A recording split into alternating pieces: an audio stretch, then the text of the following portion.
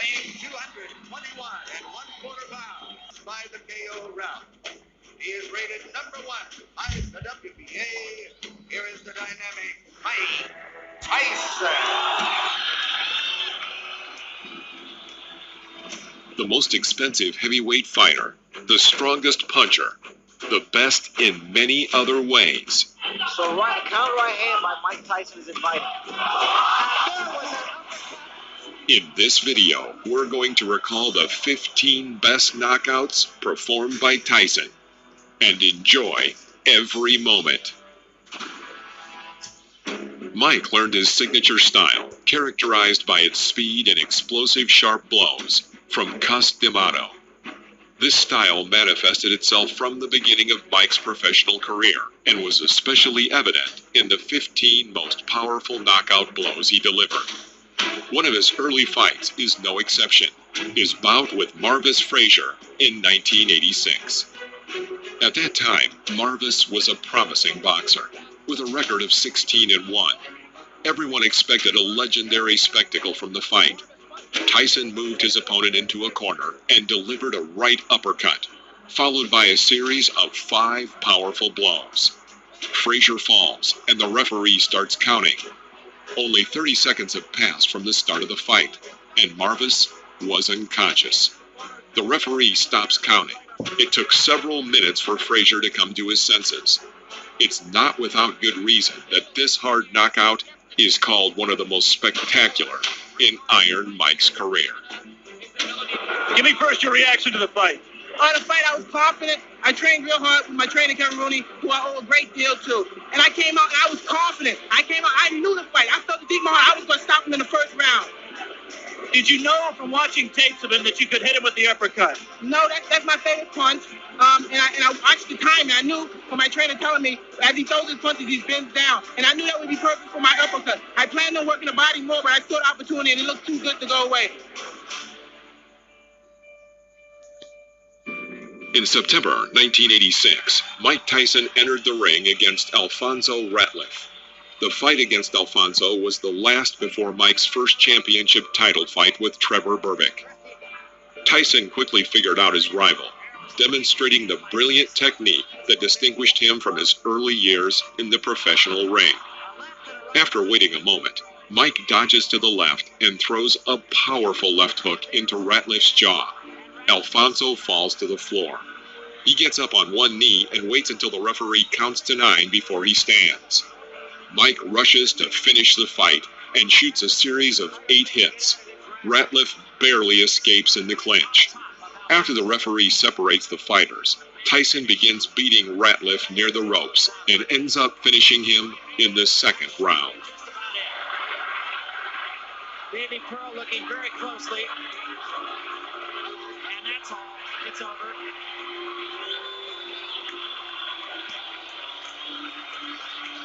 The bicycle had a flat tire. Tyson's strength is both impressive and terrifying. Our next example is the fight with Trevor Berbick in November of '86. At that time, Trevor was the reigning heavyweight champion of the world.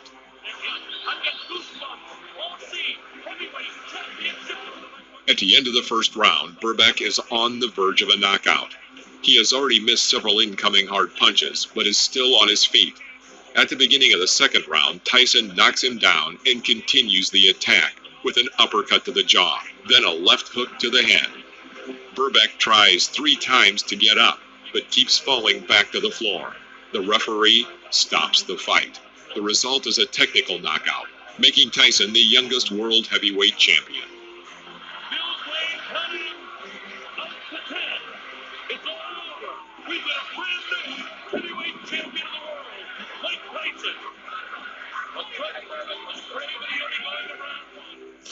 Iron Mike is famous for the brutal power he used against his opponents. In the fight with Pinklon Thomas on May 30th, 1987, this was especially noticeable. By this time, Pinklon had only 1 loss on his record, to Trevor Berbick, who was defeated by Tyson earlier. The fight began with an explosion of side hits from Mike, but Pinklon resisted. Thomas lasted until the 6th round, when Tyson threw a devastating series of uppercuts and hooks with both hands, dropping Thomas to the canvas. It was a brutal and absolute victory. In his autobiography, Tyson later said that he hit Pinklin with everything he had, not caring what would happen to him.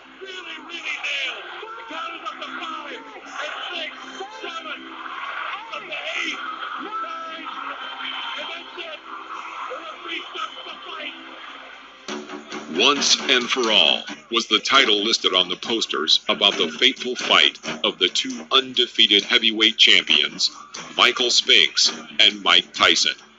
In 1988, this was perhaps the most important event in the world of professional boxing. Tickets cost more than $1,500, and such celebrities as Madonna, Oprah Winfrey, and Sylvester Stallone came to see the spectacle. The hall was full of stars. Nobody has happened in the past. And watch Tyson jump right into his chest. In the middle of the first round, Tyson throws an uppercut to the chin using a right hook. Spinks falls. The referee counts to 3, and he rises. A powerful left-right combination to the head, and Spinks again is lying on the canvas. 91 seconds into round 1, and the fight is over. The fight became not only known for its short duration, but also for the staggering fees paid to the boxers, $22 million and $13.5 million. The Ring magazine named this one-round fight the Fight of the Year. Instinct as a champion and as a winner was to try to fight back. Many of Tyson's opponents were knocked out for the first time in fights with him. The same happened in the fight with another boxing icon, Larry Holmes. Before the start of the fight, Holmes insulted Tyson several times, and this did not set well with Tyson. Right hand, and down goes Holmes with a crashing right hand.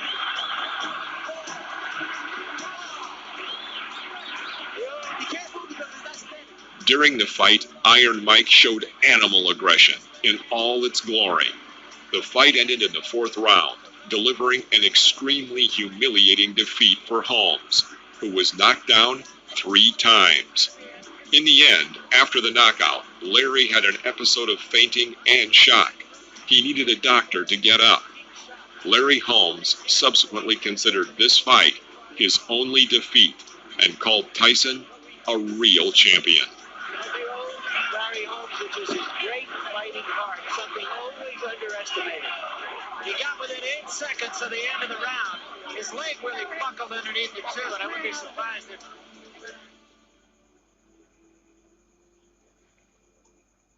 The Hard Way Back was the name given to Tyson's fight with Alex Stewart. After suffering a defeat in the fight with Buster Douglas, losing his title, and damaging his reputation, Tyson actively tried to restore both, and he succeeded. 10 seconds into the fight, and Stewart was knocked down with 2 speedy right punches.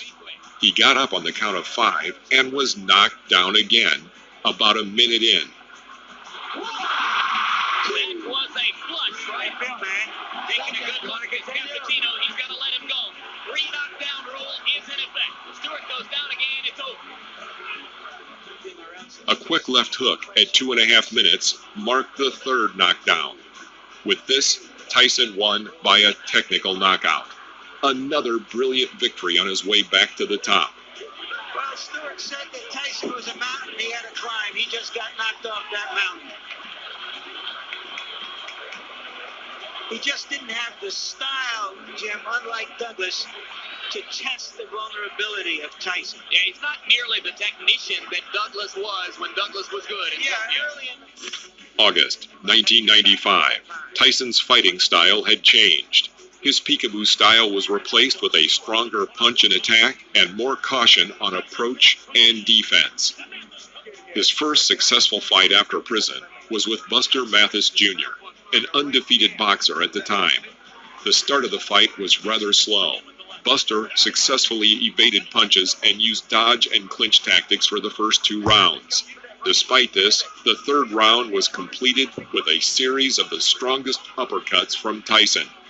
Mathis fell to the canvas. The referee counted to 10, a victory by knockout for Tyson. Mike, did you expect him to come straight at you the way he did? Did you expect him to try and crowd you and walk into your power? I expect him to do many things. I expect him to move around, run because they do that, and I expect him to smother me because he's been very successful. But I'm very familiar with his style of fighting. I was raised, and I'm the best at that style of fighting. I knew every move he was making. That's how come when I did a couple of particular moves, he was stunned. He didn't expect them. In September 1996, Tyson's fight with Bruce Seldon was one of the shortest heavyweight title fights in boxing history, lasting only 1 minute and 49 seconds. Tyson immediately attacked aggressively. Seldon tried to throw a flurry of left jab punches and used his signature tactics, but Tyson easily dodged the attack. In the middle of the round, Seldon was knocked down with a left hook, followed immediately by a straight right. The boxer got up to the count of 8 and continued the fight, but was again knocked down by a left hook. Nice long rest there, but he had back up Sheldon, and Tyson went over. Bruce got back to his feet but lost his balance. Referee Richard Steele stopped the fight and awarded Tyson the win by TKO, making him a 3-time world heavyweight champion. 9 seconds were left, and he was not going to weather the storm. If he came out, he'd have been flat. I mean, flat.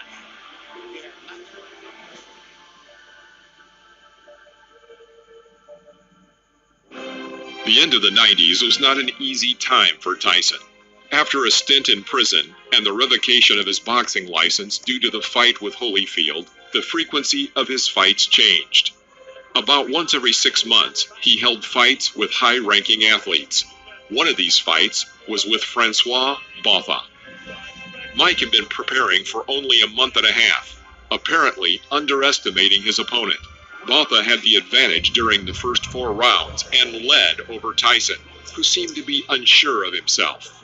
Several times the fight went past the bell, and the fighters had to be separated, and points were detracted.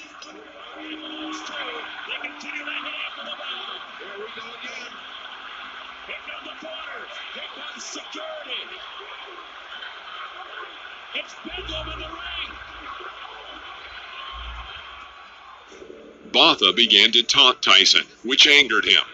Francois was sure of his victory until, in the 5th round, a short right blow from Tyson sent Botha to the canvas. A brilliant knockout turned the fight around.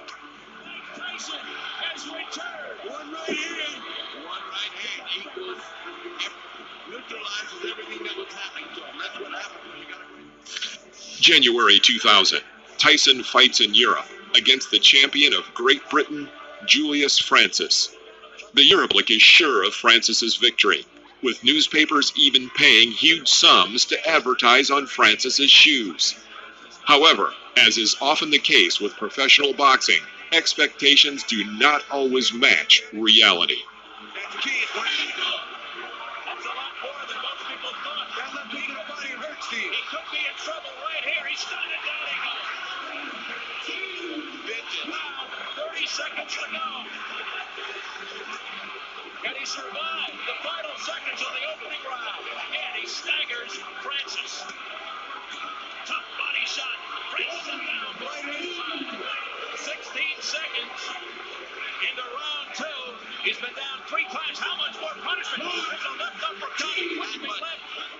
Julius fell twice during the first round. After a 5th fall, the referee stopped the fight in the 2nd round.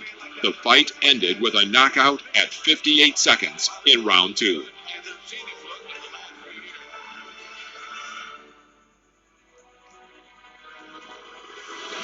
In mid-2000, a fight with Lou Savarese took place, which left a mark in Tyson's record as one of the fastest in his career. Final instructions. Shake hands. Good luck to you both. This is where Iron Mike's famous aggression came into play. The fight began with a powerful hook from Tyson, with which he knocked Lou down. Lou got up, but Mike rushed to finish him off. The referee tried to stop the fight, but Tyson got so carried away that he hit the referee in the back of the head. The fighters were separated, and Tyson was awarded victory by a technical knockout. Continues. Coyle trying to stop it. Tyson says, "I'm sorry," to the referee. He said, "I'm sorry." He didn't hear John Coyle's instructions, and this fight... The fight with Polish boxer Andrew Golota to be aggressive, since both fighters were known for rough tactics. Golota was known for low blows, and Tyson for fighting after the bell. Tyson started the fight with his characteristic aggression. Golota made good use of the left jab and his height advantage. In the last 30 seconds, Tyson threw several strong punches, one of which hit the target. Next, another powerful right cross, and Golota was on the floor, bleeding from a cut over his left eye.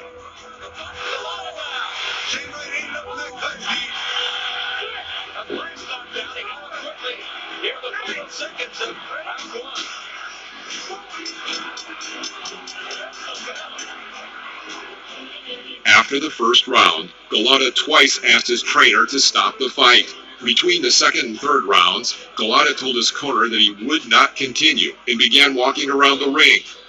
Despite the encouragement of his coach and attendants, Golota refused to continue the fight. After the third bell, the referee raised Tyson's hand, a technical knockout. Spectators would remember this spectacle for a long time. October 2001, another fight outside the U.S. The fight was with the Danish fighter Brian Nielsen, who was known as one of the dirtiest fighters. 25,000 spectators came to watch this fight. From the first round, Nielsen was under a hail of blows from Tyson.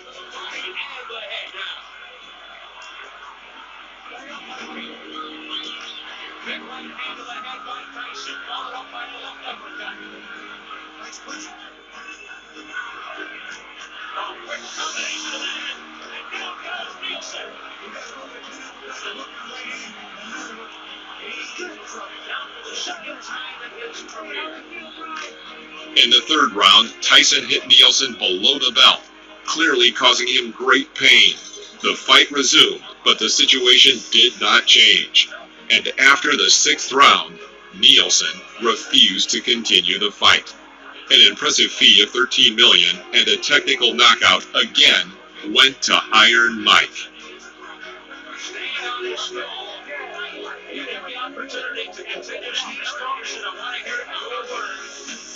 The last knockout in Tyson's professional career was in a fight with Clifford Etienne on February 22, 2003. Etienne at the time was one of the most spectacular boxers of the early 2000s, according to The Ring. There were rumors about Tyson's poor physical fitness, and reporters were constantly looking for new gossip. The fight was one of the shortest held by Tyson. After a rather slow start, he threw a right hook that knocked Clifford to the floor. The referee counted to 10, but Etienne was still on the floor. At 49 seconds of the first round, Etienne was knocked out, concluding Mike's legendary knockouts. Mike Tyson!